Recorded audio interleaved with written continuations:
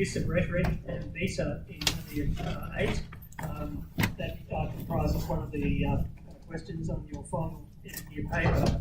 And I'll be looking at technical terms using the guidelines published by the VCE, and I'll give some examples of how these function on my handouts, and try to show how they're used throughout the work in order to convey meaning or enhance what the actual words say. I'll then look at various aspects of meta in the Aeneid and show how these effects can be used in the same way, often in conjunction with literary techniques. These techniques are not static, they combine with each other all the time. And to finish, I'll be looking at the passage from Aeneid 7 on last year's paper, and so it might provide you with some ways in which you can further finalise your preparation with your teachers. So, getting on to the use of rhetoric, the language which Virgil uses in the Aeneid is saturated with devices which can make the sound of the verse reflect the type of action being described or draw your attention as a listener. It's very important to understand that these works were designed to be read aloud to a listening audience. It's a very laborious process producing books in the ancient world. They had to be copied out letter by letter, and so they were very expensive, comparatively expensive. And most people obtained their knowledge of literature, such as Virgil's Aeneid, initially through public readings, in which a person, a lector, would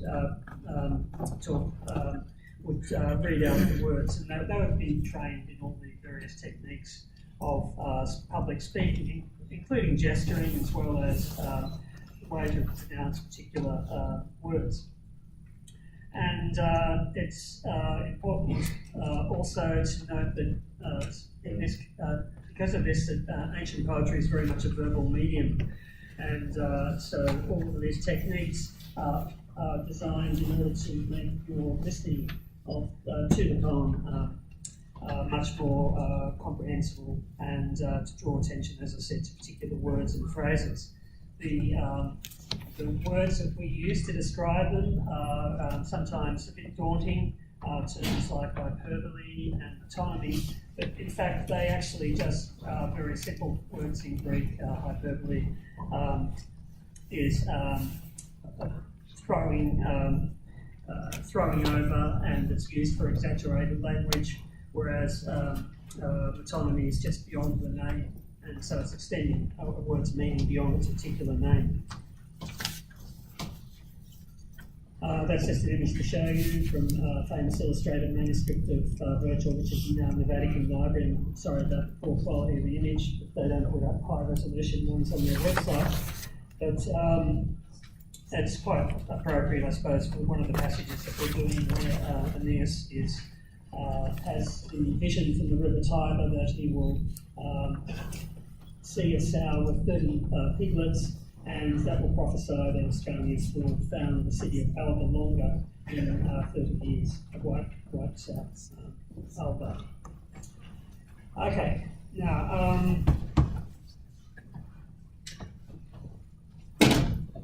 so I'll go through some examples of these literary techniques, and then I'll be looking at how they're applied in last year's paper. They're contained on the handout. I don't have time to go through all of them, and so I'm giving you a representative account of them. And please note too that they're not, it's not one line, one technique. Virgil often combines the ideas in order to 2 or 3 ideas in the same line, so you can have a tricolon with a syndeton and a napora in the same line, in the same 1 or 2 lines, in order to make a particular point. They're also modelled on Greek literature and particularly Homer's epics, and that is particularly of interest when we look at similes, that they often derive from models in ancient poetry, ancient Greek poetry. Okay, well I'll go to the handout and let's look at some of the techniques. And the first technique is alliteration, which is repetition of initial consonants, parallels, tuberous, parallel, latissimus, harmonies, ignis, magnatomos, calcis, caput, ordinus, exit, So you can see that there's a strong repetitions of C's and M's in that first example. Next example, nec proco in chroma, raptas in immores, sabinas, contessi caviae, magnis quintensibus aptis, addiderat. And the term alliteration is actually a modern term. It doesn't appear in ancient literature. Some of our terms do appear in ancient discussions of the poets, but because so frequently throughout the Aeneid we've got a good idea that Virgil was quite adept at using it in particular contexts. And it's often found in old religious texts and legal formulas, and so it gives a real air of solemnity to a particular line.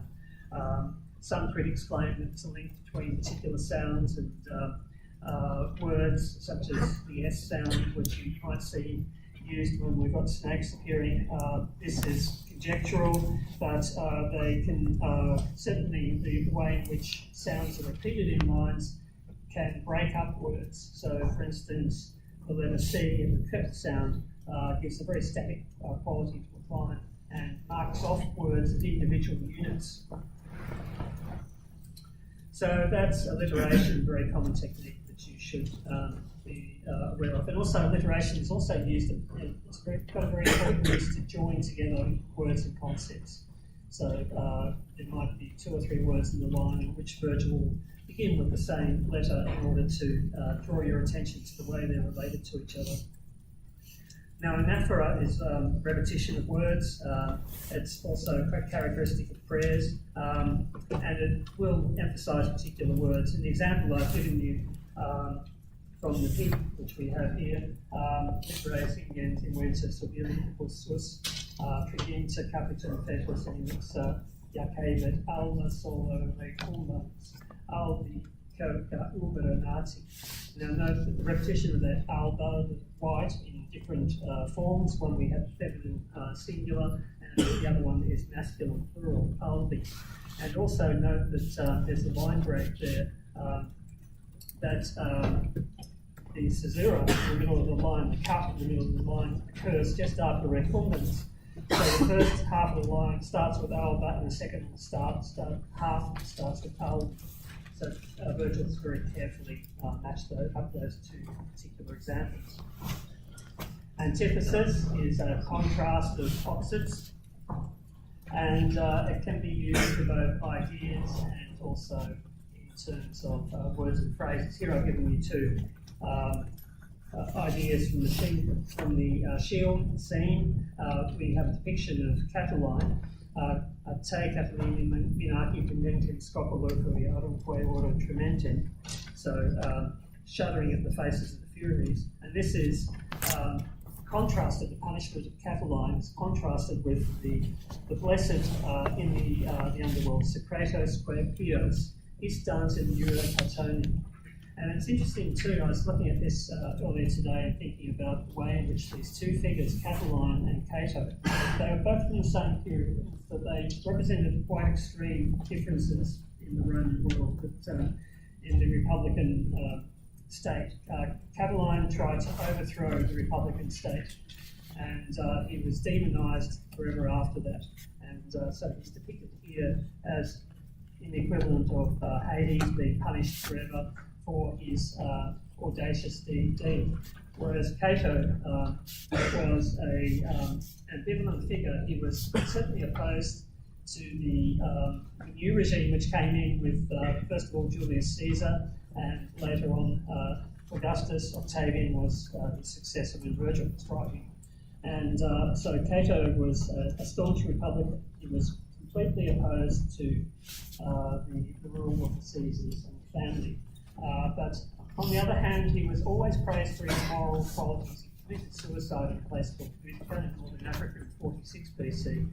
And he was praised for his uncompromising defence of the Republic and the Republican values, and his absolute adherence to Stoic values, Stoic philosophy. I don't have time to go into that now, but it is held up as a great moral quality in the ancient world, and both Virgil and Horace both join in praising Cato, even though later on it became quite dangerous to write about Cato.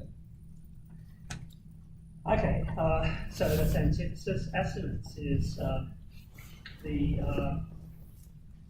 repetition of consonant sounds, similar sounds. So, you might have given you aurea, causarius, olis, aurea, vestis, the ow sounds. With that, by the way, we have an aphora of the aurea and the sound of the olis. Olis, you might have encountered, is an archaic form. It is the equivalent of ilis, and it appears quite commonly in the heroic literature. So it's felt to have an association with the past. You often see Oli used for instance of Jupiter when he appears in the epic. And the vowel sound also is used by Virgil with these open sounds in particular in order to produce a particular effect of the same sort of types of sounds appearing. Asyndeton is lack of conjunctions. It's obviously it's polysyndeton, which I haven't mentioned on the sheet, but asyndeton is where you get rid of et or well or those sorts of conjunctions which join together phrases, and instead you just basically stack these phrases up against each other without any connectors. In fact, the example I've given you here is quite a good instance of what I said before about the way in which Virgil combines techniques. Not only do we have asyndeton in this example, we've got a tricolon, so a group of three things, quo tenditis, qui genus, unde domo. And we've also got anaphora, partial anaphora. Anaphora can be repetition of exactly the same word. Partial anaphora is repetition of words formed from the same base. So quo, qui, and unde are all interrogative pronouns. And unde is used in place of aquo. So where are you going to? Who are you with respect to race? From where is your house?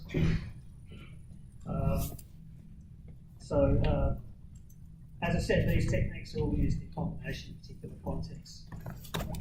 Chiasmus, coming from the Greek letter chi, is where you have phrases placed in, say, an A, B, B, A arrangement. So they're in terms of rhetoric, at least they're viewed as being mirroring each other. So we've got indignancy, similem, and then see we've got anaphora, similem, indignancy. So we've got participle, dative, adjective and accusative, adjective and accusative, participle. And so they form, they mirror image of each other. Enjambment is something Virgil uses right throughout the year.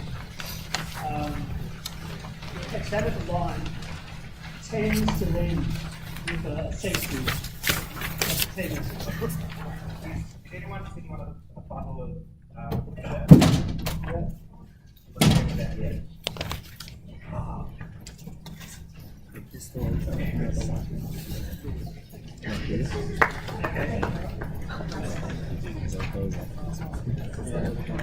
Imagine handing it up, and then he goes for it, and then you go.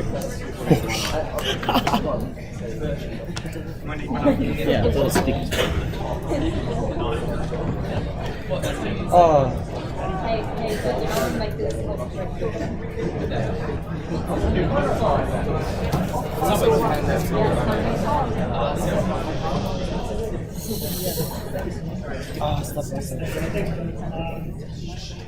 I'll just have to continue on, so you'll just have to pick up where I'm going. Hopefully, you'll be able to work it out for yourselves. It's quite a simple list of things.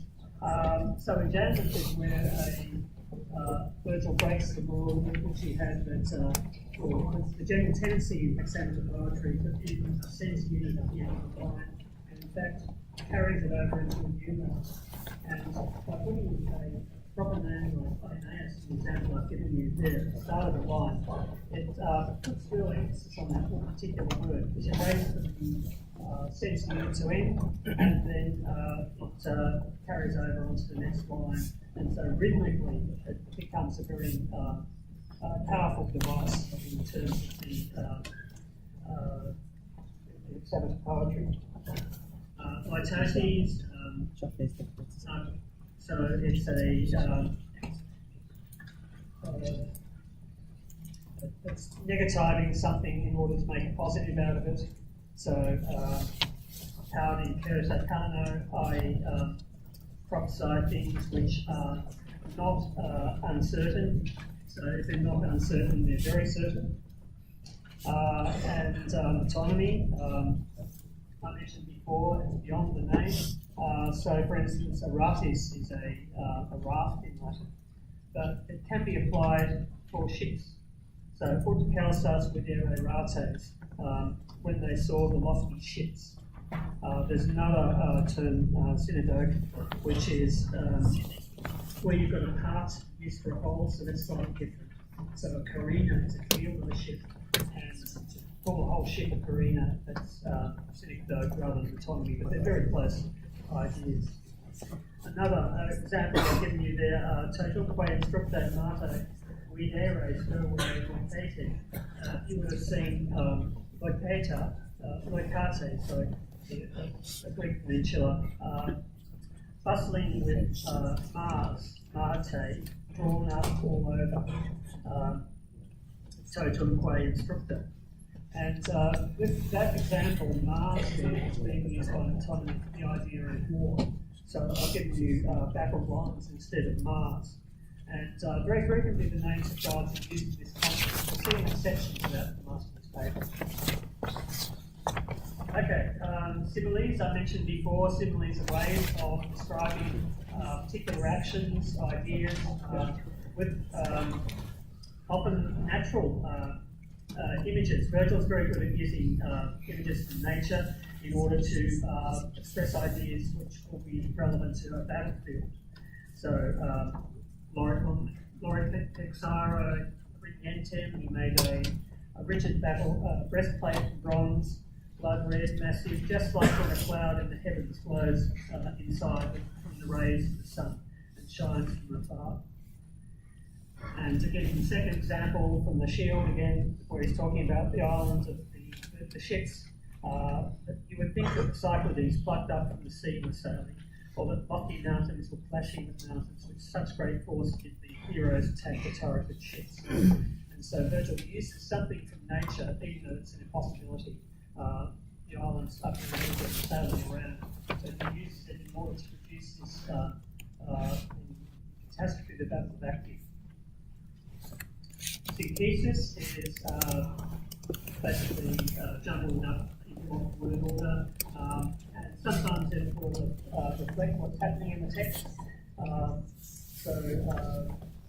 In the example, taking progressus monstrated aram carmelet talem romani nomine portam quam emerans unified priscum carmensis honorum. You can see that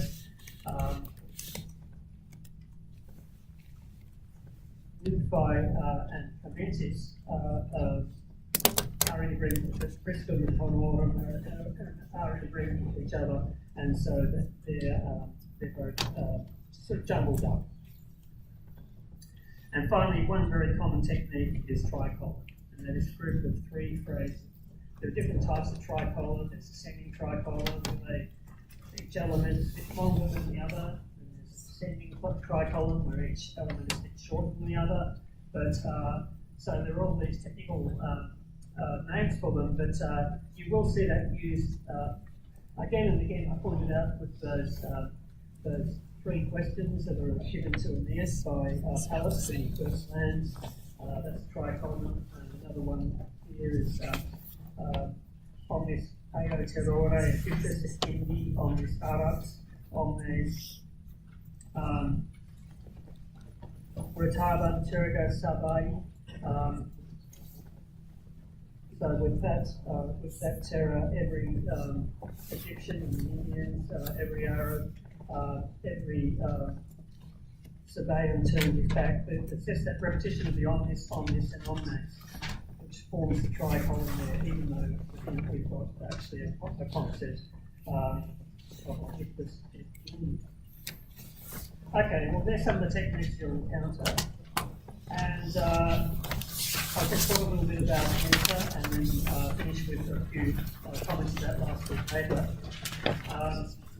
Basic tips for scansion, something that we'll hear about a bit later, but just make sure you've got the right line when you're scanning something and beautifully and not getting pointed off that line. When you're scanning, always check the positions. They're quite important. Remember that a word N, a vowel, or M is usually a line of consonants followed by another word starting with a vowel or H. I can be a bit tricky. Sometimes can be a consonant and sometimes a vowel. And that goes for you in a lot of editions, although for the VCE, the use will always, the consonantal use will always be written as V's. But in any case, in any word which begins with an I or a U followed by another vowel, in 97% of the cases they're consonants. So or Walters. And so they don't lie. They'll actually make position. If they're preceded by a word in it or arts or something, then they will make that word long. So be careful, watch out for that. There are one or two exceptions, words coming from Greek. In Greek words, an initial I can be a vowel.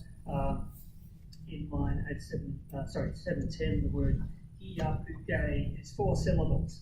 And it scans with short I, long A, and then short U and short E. There are a few things you can do when you're scanning, but there's no substitute for doing a huge amount. And you've got all of book 8 to practice with, so you can spend your time well doing those sorts of things. But there are a few tricks you can do. That's the first syllable of any hexameter must be long. A syllable which contains a diphthong, which is A, E, A, U, or O, E is always long. A syllable containing a long vowel is always long. And if you can memorize words, the endings which have long vowels in them, like east in the dative and ablative plural, that can really help you. Watch out too for A's, that a word ending in A, particularly an adjective, might be a neuter plural, or it could be a feminine ablative singular, and scansion will help you to work out exactly what that quantity is. The same goes for I definite in the third declension adjective of the I stem adjectives and nouns. When you have two successive vowels in a word which don't form a diphthong, so what a word's called I-US in Latin, that I is generally short. There are a few exceptions, but you can they can be easily learned. For instance, in Ilias, the genitive, the I is usually long, and there are a few other words like that. And a syllable which ends in a consonant and which is followed by a syllable which begins with a consonant is long by position. And that's most clearly visible at the ends of words and in the middle of words which have double consonants. If a word has a double consonant in the middle, you can immediately scan that syllable as long. If you're uncertain, just start with the last 5 syllables in the line. These will almost form a dactyl followed by a spondy or a trochee. And there will only be 1 or 2 exceptions in the reading that you're doing. I've got one of them in my irregular lines, so that will be me. Irregular lines in the near date, well, there's a few lines which, 1 or 2 of them which end in a monosyllable.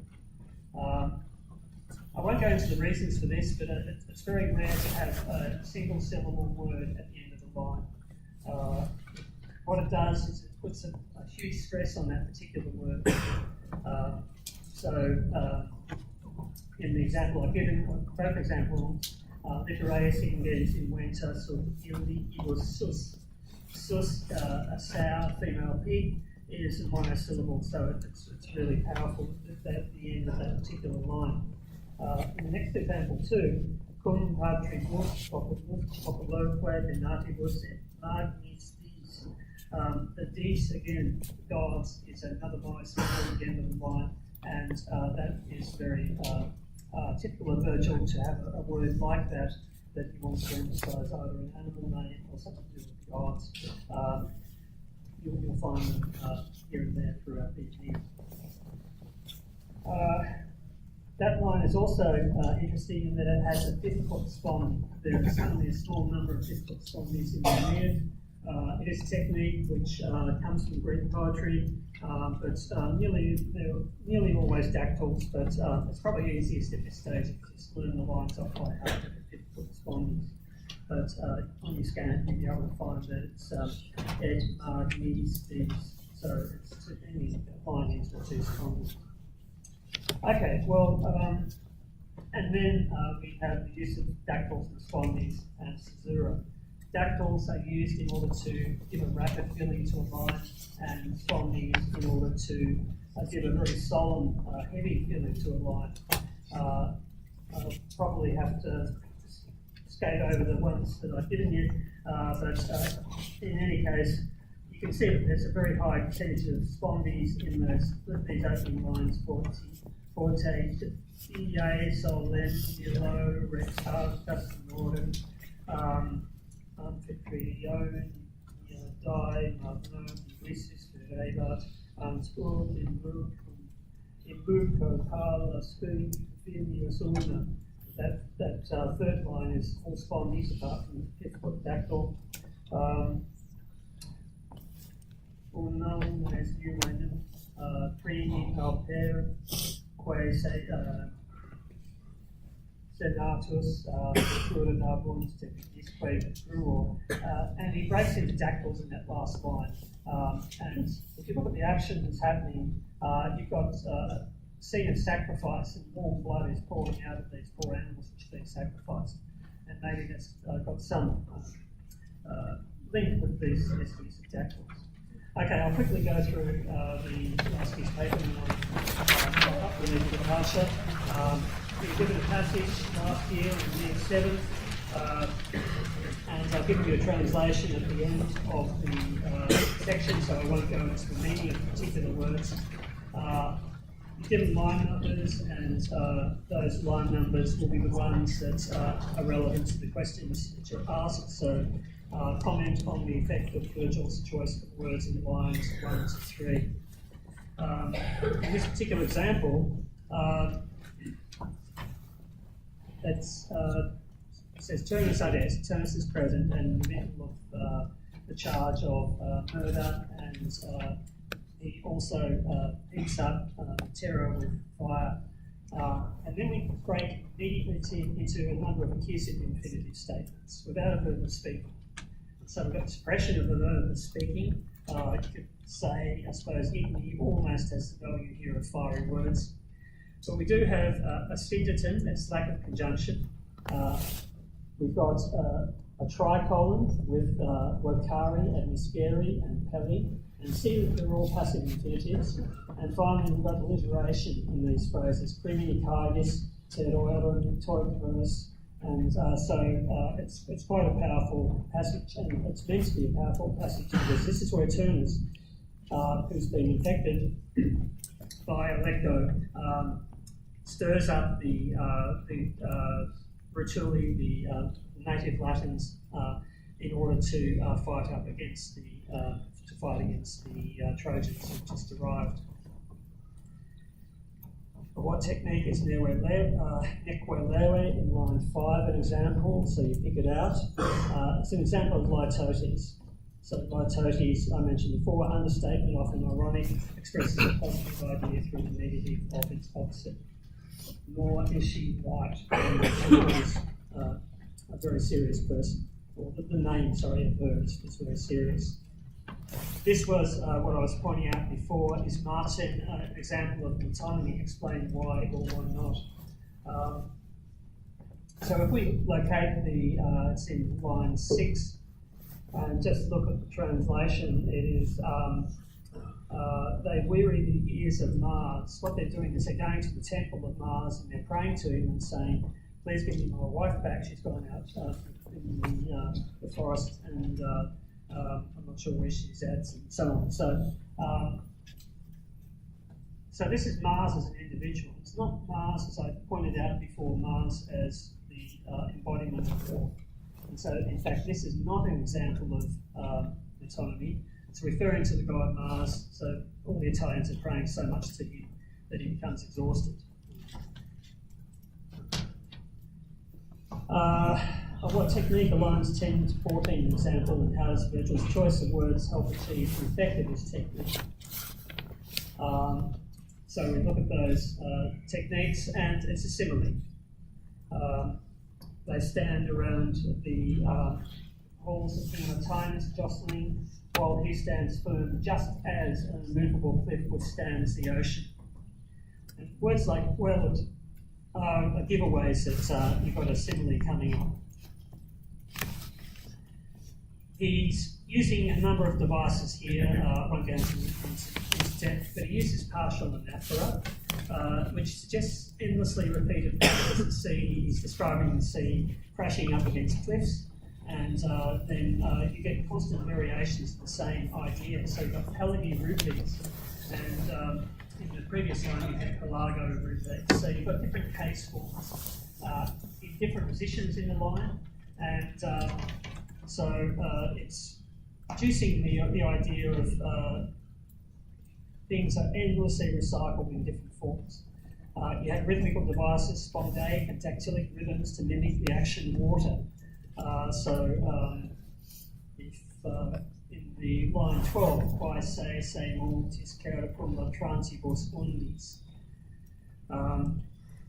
And you also have alliteration linking points. So there's some of the things, scholarly spumea and saxa, that you might mention in your answers for a question like that. Scan line 12, what effect is the meter of line 12 trying to achieve? Well, that was the one I just mentioned. Quae se multis cum la transibus undis. So it's mimicking the slow and heavy conflict between waves and the cliff faces. The cliff is movable, the waves are powerful and endlessly coming in. So that's one of the effects which Virgil's producing with this rhythm, spondaic rhythm. And in question 14, again, be careful with the lines because, as I said, you could scan the wrong line and get no marks if you don't have properly. So scan line 16, you pick that out, concili x psi y. Note that there's an addition after concili. The unusual thing about this is not the elision. It is a heavily spondaic line. It's not purely spondaic, but the unusual thing is the monosyllable at the end of the line. It creates an unusual word accent at the end of the line. Normally you have the accent either on the second last syllable or sometimes on the third last syllable, but really on the second last syllable. It's probable resolution with an accent. So that's what's going on there. Okay, well that's all I wanted to say tonight, so good luck with your papers. And as I said, talk to your teachers about the various techniques and the ways to use them. Study the VCA guide carefully for the techniques, because you'll only be marked on those. And then